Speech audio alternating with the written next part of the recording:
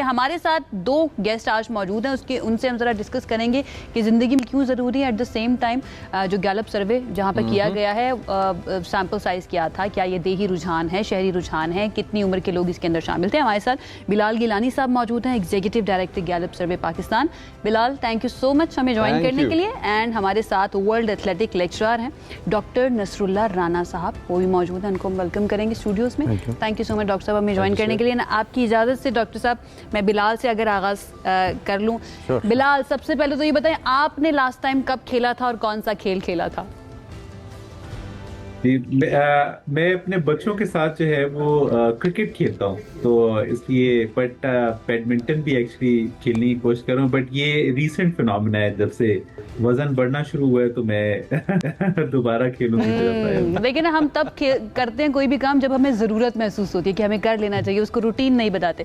थोड़ा सा इस सर्वे के बारे में बिलाल बताइए, क्या सैम्पल साइज़ था? अगेन वही जो टिपिकल क्वेश्चंस होते हैं किसी भी सर्वे के बारे में, क्या सैम्पल साइज़ था, कितने लोग इसमें शामिल थे, ख़वातीन की कितनी नुमाइंदगी थी, शहरी था, देही रुझान ज़्यादा था? प्लीज़ इसके बारे में थोड़ा एक्सप्लेन करें। बिल्कुल। जैसे गैलप सर्वेज का एक तरीकाकार है कि हम एक रैंडम सैंपल पूरे मुल्क से जमा करते हैं। तो इस सर्वे में तकरीबन 1000 मर्द और ख़वातीन की राय ली गई। ये तकरीबन 100 से ज़ायद डिस्ट्रिक्ट्स से लिए गए हैं सैंपल। इसमें मर्द और ख़वातीन की शरह तकरीबन वैसी ही थी जैसे सेंसस में है। तकरीबन 50% मर्द थे, 50% ख़वातीन थी। यंग और बूढ़े अफराद का तनासुब भी सिमिलर था। अर्बन इलाकों के तकरीबन 40% के करीब अफराद हैं, 60% इसमें रूरल इलाकों के हैं। इनके पाकिस्तान की आबादी का तनासुब जो है वो सिमिलर है। पढ़े लिखे लोग ऐसे जिनके पास डिग्री है उनको भी तकरीबन 20% को शामिल किया गया। 80% ऐसे थे जो डिग्री तो नहीं रखते मगर कुछ तालीम रखते हैं। अनपढ़ लोगों को शामिल किया गया। तो एक बुनियादी एक खाका ले लिया गया कि जो आम पाकिस्तानी का है, और फिर हमने उनसे ये सवालात पूछे। इसमें जो आपने स्टेटिस्टिक्स शेयर किए उसमें मैं एडिशन करता जाऊंगा कि हमने देखा कि जो स्पोर्ट्स प्लेइंग है, एनी स्पोर्ट्स प्लेइंग, तो यानी 2/3 पाकिस्तानियों ने तो ये कहा कि पिछले 1 साल में उन्होंने किसी तरह का कोई स्पोर्ट्स नहीं खेला।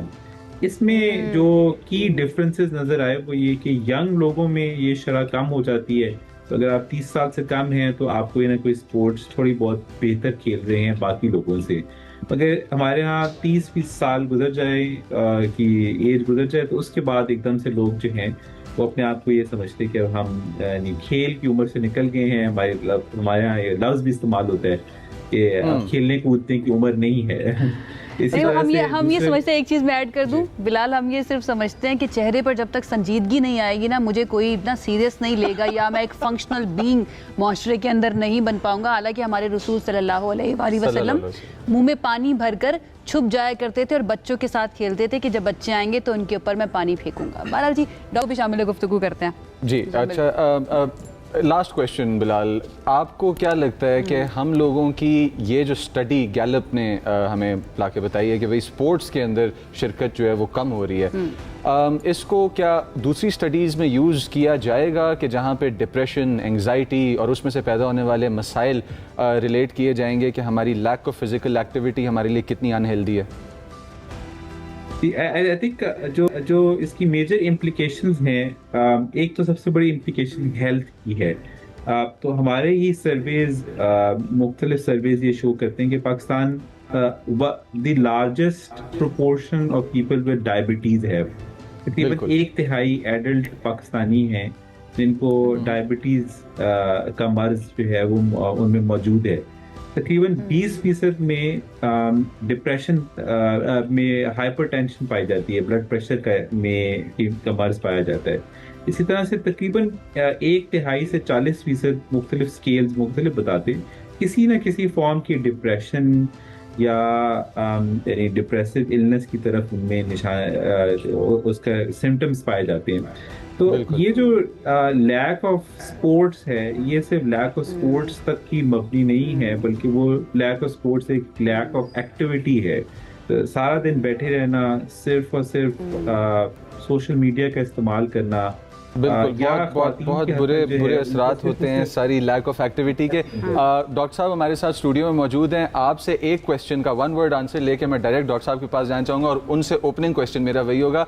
बिलाल साहब, अगर आप एक स्पोर्ट्स पर्सन हो सकते, किस फील्ड में होते, कौन सा स्पोर्ट खेलते, किस स्पोर्ट का स्पोर्ट्स पर्सन आप होना पसंद करते हैं इंटरनेशनल लेवल पे?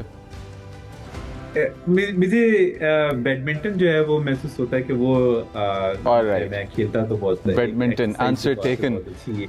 डॉक्टर साहब, बिलाल साहब ने जिस तरह से बताया कि बैडमिंटन होता, अगर आप परफॉर्म करते और आपके पास चांस होता किसी स्पोर्ट को पाकिस्तान के अंदर रेवोल्यूशनाइज करने का, कि कम्प्लीटली चेंज करके रखते थे आप उसका स्केप, आप कहाँ से स्टार्ट लेते और क्यों?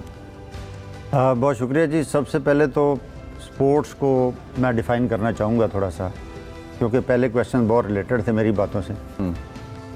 हेल्थ कॉन्शियस कौम है जो है ना, उनको स्पोर्ट्स में इंटरेस्ट होता है, तो हमारा हेल्थ कॉन्शियस होना इस कौम का बहुत ज़रूरी है, क्योंकि फिजिकल एक्टिविटी जनरेट होती है स्पोर्ट्स से, और स्पोर्ट्स को as a tool of health and education नहीं लिया जा रहा। जैसे मैं अमेरिका से ग्रेजुएटेड हूँ और मैं वहाँ से यही सीख के आया था, और यही मैं प्रचार कर रहा हूँ इस बात का, बहुत ज़्यादा कर रहा हूँ, कि हमें पहले इसकी सोल को समझना होगा। अदरवाइज पाकिस्तान में स्पोर्ट्स इस तरह नहीं है कि आप उठें और ग्राउंड बने हो तो आप भाग खड़े हो। और ये सर्वे में क्या खेलने वाला है इस सर्वे बात के बारे में? सर पहले मैं आपको आंसर कर लूँ इस बात का। तो मैं चाहूँगा कि कोई भी स्पोर्ट्स पाकिस्तान में प्रमोट हो सके। अर्शद नदीम आपके सामने है, बिल्कुल, तो वो तो उसका नामो निशान नहीं था। 70 सालों में अगर कोई नहीं खेल रहा था तो इसका मतलब कोई भी कुछ भी खेलेगा, उसको ऑर्गेनाइज्ड एक्टिविटी मिलेगी, उसका अपना पैशन होगा तो रास्ता निकलेगा। शाहज़ेब रिंद आपके सामने, शाहज़ेब, कितना मतलब मैं आपको वो पाकिस्तान मिसाल की? दे रहा हूँ जो टॉप पे है ना। वैसे तो मेरे पास बहुत सारी, क्योंकि मैं सबको डील करता हूँ। I am director of national federation. माशाल्लाह। तो रिक्वेस्ट ये है कि इसको एक तो इस तरह में ले जाना चाहिए। दूसरा, इनका जो सर्वे है, मैं इनका शुक्रिया अदा करूँगा, किसी ने सर्वे तो किया लेकिन मैं गिलगित से ग्वादर ट्रैवल करता हूँ, ऑलमोस्ट मैं ट्रैवलिंग में होता हूँ। पिछले वीक मैं कराची में था, अभी मैं कोयटा में हूँगा, तो सारे कोचेज़ को टीच कर रहा हूँ। ये जो परसेंटेज है ना, इसमें मेरा डिफ़र कर रहा हूँ मैं बहुत ज़्यादा, क्योंकि अगर ऑर्गेनाइज स्पोर्ट्स की बात करें तो टोटली 1 से 2% है पाकिस्तान के अंदर जो ऑर्गेनाइज स्पोर्ट्स है। क्योंकि आप किसी भी ग्राउंड में, चाहे 25 करोड़ आवाम है, इनके गैलप के हिसाब से तो इसका मतलब 5-4 करोड़ तो खेल रहे हैं। तो पाकिस्तान के ग्राउंड तो एक जगह भी ऐसी जगह ना होती जहाँ बात ना होती। तो ये वो लोगों का सर्वे है जिन्होंने कहा हमने खेला है, हम खेले हैं। क्या रैकेट पकड़ के गली में खड़े हो गए, बैट गेंद पकड़ के गली में खेल लिया, this is part of that one. उससे ये क्लैरिटी आती है कि ये लोग इतने हो सकते हैं, अदरवाइज इम्पॉसिबल है। और क्रिकेट है, डोमिनेटिंग जरूर है, उसको हम देखते तो जरूर हैं, लेकिन हार्ड बॉल से खेलना, उसको ऑर्गेनाइज करना, अच्छा डॉक्टर साहब, पूरी दुनिया के अंदर सर्वेज इसी तरह से होते हैं, एक सैंपल साइज होता है और उससे फिर अंदाजे लगाए जाते हैं। मुझे मैं ये जानना चाहूँगी, आप क्योंकि इस एथलेटिक्स को बहुत अच्छी तरह से समझते हैं, खेल क्यों ज़रूरी है इंसान के लिए? Only because of health. ईमान के बाद सबसे बड़ी नेमत सेहत है, इस पे टारगेट करें, इसका और कोई मकसद नहीं आ रहा है। जितना तो बहुत बड़ी रॉकेट साइंस है ना, आप रॉकेट साइंस की तरफ क्यों जा रहे हो? वो ऑटोमेटिकली अगर हर बंदा का हेल्थ कॉन्शियस होगा, वो प्रैक्टिकली इन्वॉल्व, इस सब जो स्पोर्ट्स स्किल्स है ना, ऐसा मेलोडी ऑफ ह्यूमन ऑर्गन्स, इसको ये बताया नहीं जा रहा। डांस देखने वाला और स्पोर्ट्स की जो एक्टिविटी या डॉज देखने वाला, बात तो एक ही है। अच्छा, मेलोडी को आपने समझना कहा कि हेल्थ कॉन्शियस नहीं है हम, और ये जो गैलप का सर्वे है, इन्होंने बताया कि जितने लोगों का इन्हें सर्वे किया, उन लोगों में से इतने % हैं जिन्होंने कुछ स्पोर्ट्स प्रेफर किए, कुछ नहीं किए। अब इससे अगर हम आइडिया लेना चाहें, क्योंकि आपके पास एक्सपीरियंस है माशाल्लाह ऑर्गेनाइज स्पोर्ट को ग्राउंड अप डेवलप करने का, कोचेज़ को ट्रेन करने का, और एक तरफ से हमारे पास ऑफिसेज और कॉर्पोरेट लाइफ का डाटा आ रहा है निकल के, हमारे पास घरों का डाटा आ रहा है निकल के, आपको क्या लगता है कि हम लोग स्पोर्ट्स को लेके in the light of this survey को मद्देनज़र रखते हुए और आपके एक्सपीरियंस को, कि पाकिस्तान कितना पीछे है, कितनी डेवलपमेंट की ज़रूरत है? मैं जी 27 मुल्कों में पढ़ाता हूँ, ईरान से जापान तक। माशाल्लाह। सबसे ज़्यादा जो डिस्टर्ब नेशन है वो हमारी है फिजिकली, मतलब हम लोग फिजिकली लिटरेट नहीं हैं। मैं ये तो क्लेम नहीं करता कि आप भी ऐसे हैं, कि आपने 2-4 ऐसी बातें बीच में कर दी हैं, जिस तरह आपने कहा जी कि वहाँ नेज़ाबाजी मैंने देखी, वहाँ कबड्डी देखी, रेसलिंग देखी। बेसिकली क्राउड पुलिंग एक्टिविटी वही हैं जो हमारे अंदर मौजूद हैं, हमें उन्हीं को प्रमोट करना है पहले, जिसको ऑडियंस भी देख रहा है, जिस पे आपको स्पॉन्सर भी मिलेगा। हम क्या कर रहे हैं, ऐसी इररिलेवेंट स्पोर्ट्स को उस कॉम पे थोपना चाहते हैं जो हमारे बस में ही नहीं है। तो जो हमारे बस में है, मैंने ऐसे लोगों को जानता हूँ जिन्हें घुड़सवारी के स्टेडियम अपने बनाए हुए हैं, तो वी शुड ओन देम। आप लोगों को वहाँ जाना चाहिए, उनको प्रमोट करना चाहिए। वहाँ पे आपको आवाम नज़र आएगी, इतना लोग एक्टिव होता नजर आएगा जिसकी खादी नहीं। बिल्कुल। तो हमें ये चीज़ें सोचनी भी हैं, इन पे काम भी करना है और कर भी रहे हैं। ये नहीं है कि काम नहीं हो रहा, लेकिन रफ्तार स्लो है सिर्फ इस वजह से कि हेल्थ कॉन्शियस प्रोग्राम स्टार्ट करें। बिल्कुल ठीक है। अच्छा, गवर्नमेंट लेवल पर किया भी जाता है, यूथ प्रोग्राम हमारे सामने है। एक तो मैं ये जानना चाहूँगी उसके बारे में बताएं कि वो कितना इफेक्टिव होता है। दूसरा ये कि जिस चीज़ की तलब होती है उसी की रसद भी होती है। क्या हमारी आवाम की तरफ से जब प्रेशर जाएगा कि हमें ग्राउंड्स बना कर दें, या फिर अगर ग्राउंड नहीं है और कोई ग्राउंड ख़त्म करके कोई कमर्शियल बिल्डिंग बना दी गई है और उसके ऊपर कोई रिएक्शन नहीं आया आवाम का, लेकिन महंगाई हो गई है तो रिएक्शन बहुत ज़्यादा आएगा क्योंकि उनके लिए वो तरजीह के ऊपर शामिल है। इन चीज़ों को फिर किस तरह से बैलेंस किया जाएगा? गवर्नमेंट्स की अप्रोच क्या होनी चाहिए लॉन्ग टर्म, या फिर आपको नज़र आता है कि एक लॉन्ग टर्म प्लानिंग की जाती है आवाम को देखते हुए, या फिर शॉर्ट टर्म ही आपको सब कुछ नज़र आ रहा है? TLTAD प्रोग्राम है, long term athlete development program, वो दुनिया की बड़ी कौमें अडॉप्ट कर चुकी हैं, हमें वो करना पड़ेगा, लेकिन that is only for organize sports. लेकिन आपकी जो बात है ना, जितनी आप अवेयरनेस देंगे, ये ग्राउंड आपको किसी ने कहा ग्राउंड नहीं है यहाँ पे, आप चलें मेरे साथ, मैं अभी इस्लामाबाद में दिखाऊँ, सब खाली पड़े हुए हैं, हर स्कूल में बड़े ग्राउंड है खाली पड़े हुए हैं। अगर आवाम को शऊर होगा तो शाम में वो लोग इकट्ठे होकर क्यों नहीं जाते मोहल्लेदार सारे के जी हमने ग्राउंड को यूज़ कर। अगर बचपन में कोई ये सुनता हुआ बड़ा हुआ हो कि खेलोगे कूदोगे बढ़ोगे खराब, तो बाय डिजाइन खराब किया गया है, मतलब आपका ज़हनी बना दिया गया है। अब मैं सारी जिंदगी खेला कूदा और PhD भी कर गया, इंटरनेशनली पढ़ा भी रहा हूँ, मैं कैसे कह दूँ ये फिक्र कैसे मैं उन कर लूँ कि जी खेलोगे कूदो से खराब होगा। मेरे तो फॉलोअर जितना भी है तो वो सारे का सारा जो है वो कामयाब है लाइफ के अंदर, वो दुनिया में जाके टीच कर रहे हैं, दुनिया में जाके कोचिंग कर रहे हैं, नॉट गुड। मतलब इसको अपना आगाही जो है ना इस पे काम करे, बहुत बेहतर हो सकती है। डॉक्टर साहब बिल्कुल आपने जो किया ना, जिसे कहते हैं कि पॉइंट की बात की है आपने, और आई होप के जो स्टेक होल्डर्स देख रहे हैं वो इस बात को मद्देनज़र रखते हुए डेवलप करें। बिलाल साहब, लास्ट कॉमेंट मैं आपसे चाहता हूँ कि किस कदर ज़रूरी है सोसाइटी में ग्राउंड अप स्पोर्ट्स के बारे में अंडरस्टैंडिंग को चेंज करना? बिकॉज आयशा ने बड़ा अच्छा पॉइंट रेज किया कि खेलोगे कूदोगे बनोगे ख़राब, हम बचपन से सुनते आ रहे हैं, और डॉक्टर साहब ने भी इस बात के साथ एग्री किया कि ये अंडरस्टैंडिंग ही आपको जो कि है वो ख़राबी की तरफ लेके जा रही है। आई थिंक इसमें बहुत ही क्रूशल है, और सबसे ज़्यादा जो चीज़ क्रूशल है सोशल चेंज के हवाले से वो ख़वातीन के हवाले से है। तो 50% आबादी का हिस्सा है, और जनरली हमारे यहाँ ये तस्वुर है कि ख़वातीन खेल नहीं सकती। हमारे यहाँ ही यानी मुसलमान मुल्क के कौन कह रहा है ये ख़वातीन नहीं खेल सकती नजर आती हैं, बहुत उलमा पार्टिसिपेशन होती है।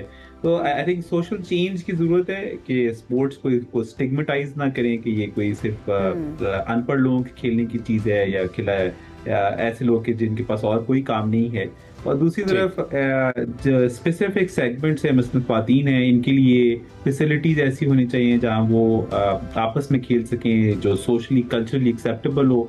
और दूसरी तरफ जो अब आई थिंक जो एपिडेमिक आने वाली है वो असल में यंग जनरेशन में है कि जो सारा दिन स्पोर्ट्स खेल रहे हैं मगर वो फोन के अंदर स्पोर्ट्स खेल। बहुत अच्छा पॉइंट आप रेज कर रहे हैं बिलाल, और बहुत सारे सवालात मेरे थे। स्पेशली मैं जनरेशनल शिफ्ट के बारे में भी बात करना चाह रही थी कि जो टेक्नोलॉजी से बहुत ज़्यादा करीब बच्चे हैं, हमारे जेनजीज हैं या जेन अल्फा हैं, वो कितना ज़्यादा उनका एप्टीट्यूड है खेलने की तरफ। लेकिन वक्त हमारे पास हो चुका है खत्म। Thank you so much Bilal हमें ज्वाइन करने के लिए। डॉक्टर साहब आपका बहुत शुक्रिया इतना ज़बरदस्त इनके के लिए। जनाब बहुत ज़रूरी है, यूनाइटेड नेशंस के मुताबिक खेल जो है ना एक बच्चे की बुनियादी ज़रूरत और बुनियादी हक है। ये बहुत ज़रूरी है कि उसको खेलों की अपॉर्चुनिटीज़ दी जाएं, उसी बच्चे ने बड़ा होकर एडल्ट बनना है, और अगर खेलों की आदत उसके अंदर होगी तभी वो बड़ा होकर भी खेलेगा। ये आपके लिए ज़रूरी है। अभी आपको बराह रास्त लिए चलते हैं, वफाकी वज़ीर बराए IT शिज़ा फातिमा इस वक्त बात कर रही हैं, उनको